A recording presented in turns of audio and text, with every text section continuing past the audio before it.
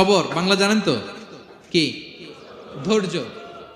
ধৈর্য এমন একটা গাছ যে গাছের চারিদিকে কাটা, কিন্তু ফলটা মিষ্টি সুস্বাদু। এই সুস্বাদু ফল খেতে হলে এই কাটাগুলো সহ্য করতে হবে।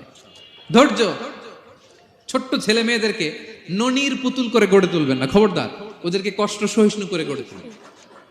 আপনি থাকতেই কষ্ট করা শিখান, তার জীবনটা স্মুথ হবে, তার ক্যারিয়ারটা ব্রাইট হবে, তার ভবিষ্যৎটা সুন্দর হবে। ছেলেমেয়েরা কিছু চাইলেই সাথে সাথে দিবেন না। অনেক বাবা মা আছে এত আদর করে, এত বেশি আহ্লাদ করে, যা চায় তাই দেয়, পরে হিতে বিপরীত হয়, ঠিক কিনা? ছেলে মেয়েকে অভাব শেখান, ছেলে মেয়েকে কষ্ট শেখান, ওদেরকে সংগ্রাম শেখান, প্রতিকূল পরিবেশে কি করে টিকে থাকতে হয় এটার সবক শেখান। সেদিন লোকমান তাই করলেন, ছেলের সবর শিখাইলেন যে বাবা ধৈর্য ধারণ করো, আতঙ্কিত হবা না।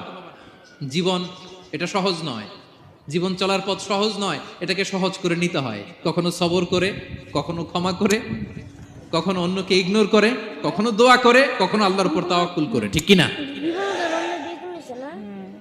ছেলে মেয়েকে আদর করে বোঝাবেন, বাবা এখন তুমি বাবার হোটেলে খাও, মায়ের হোটেলে ঘুমাও।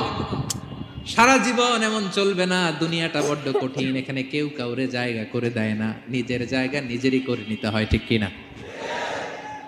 ছোটবেলা থেকেই তাকে দৃঢ় মনোবলের করে তুলতে হবে যে বাবা দুনিয়াটা এত সহজ নয়, এটা সহজ করে নিতে হয়।